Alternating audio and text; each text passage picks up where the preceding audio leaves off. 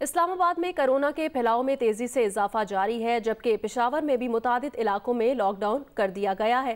تفصیلات جانیں گے، جیو نیوز کی نمائندگان ہمارے ساتھ موجود ہیں۔ پشاور سے اپڈیٹ کریں گی نادیہ صبوحی، اور اسلام آباد سے ہمارے ساتھ ہیں آمنہ عامر۔ آمنہ عامر، آپ بتائیے گا آپ اس وقت کہاں پر موجود ہیں اور اسلام آباد میں کرونا SOPs پر عمل درآمد ہو رہا ہے؟ جی بالکل، اس وقت میں اسلام آباد کے سیکٹر H8 میں موجود ہوں، اور یہاں پر جو کرونا کے کیسز ہیں ان میں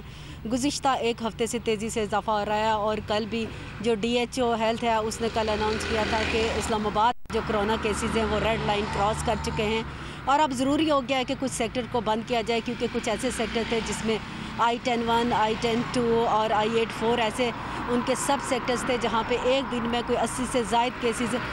جو سامنے آئے تھے، اور پہلے یہاں پہ کم کیسز تھے، لیکن جب ٹریسنگ کی گئی ہے، سرویلنس کیا گیا ہے، تو مزید کیسز سامنے آئے، جس کے بعد ان سب سیکٹرز کو بھی کل بند کر دیا گیا ہے، اور اسلام آباد میں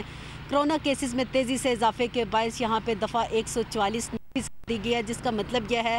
کہ جو کرونا SOPs کی خلاف ورزی کرے گا اس پہ فائن بھی کیا جائے گا اور اسے جیل بھی بھیجا جا سکتا ہے، اور کرونا کی خلاف ورزی کرنے پر جو ہے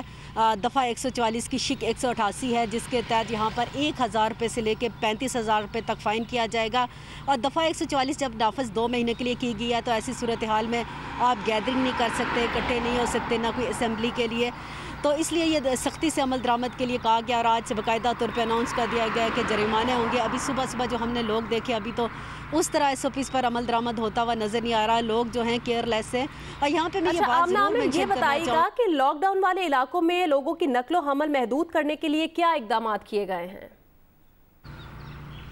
جی بالکل، جہاں پہ لاک ڈاؤن کیا گیا ہے، جہاں کرونا کیسز سامنے ہے، وہاں پہ اسلام آباد پولیس کی نفری تعینات کر دی گئی ہے، اور کسی غیر متعلقہ شخص کو اور غیر اندر جانے کی اجازت نہیں، اس کے علاوہ کسی کو گھر سے غیر ضروری طور پر نکلنے کی بھی اجازت نہیں ہے، کیونکہ یہاں پہ آج رات کو اناؤنس کرنے سے، جب لاک ڈاؤن کرنے سے پہلے بھی اناؤنس کیا گیا تھا کہ جتنی ضرورت کی چیزیں ہیں وہ اندر رکھ لیں، تاہم جو لوگ ضروری کام سے باہر جا سکتے ہیں، غیر ضروری طور پر کوئی باہر نہیں جا سکتا، اور پولیس کھڑی ہے جس پہ سختی سے عمل درآمد کو ممکن بنایا جا رہا ہے، اور اس وقت بھی اسلام آباد میں جو دفعہ 144 کے بعد بھی مختلف جگہوں پہ پولیس اہلکار موجود ہیں کہ تاکہ اگر کوئی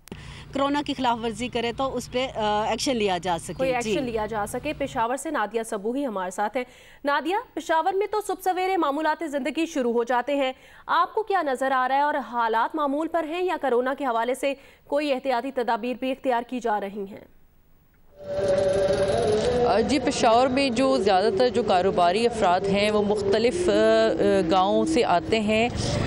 گرد و نواح جو گاؤں ہیں وہاں سے آتے ہیں، یا دوسرے اضلاع سے بھی یہاں پر پہنچتے ہیں اور کاروبار اپنا شروع کرتے ہیں، تو یہاں پر نسبتاً جلدی کاروبار، دکانیں کھل جاتی ہیں، کاروبار شروع ہو جاتا ہے، 8 بجے کے بعد یہاں پر دکانیں کھلنا شروع ہو جاتی ہیں۔ تاہم چونکہ محکمہ داخلہ خیبر پختونخوا نے جو پابندی لگائی ہے اس کے تحت یہ ہے کہ رات 8 بجے تک مارکیٹس بند ہوں گی،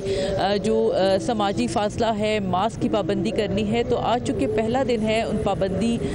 کے عائد کرنے کے بعد، تو یہاں پر بہت زیادہ ایسی کوئی چیز دکھائی نہیں دے رہی، لوگوں میں بالکل خوف نہیں ہے۔ ابھی ہماری بات ہوئی ہے لوگوں سے، تو یہاں پر جو لوگ ہیں وہ ماسک نہیں لگا رہے، ان کا یہ کہنا ہے کہ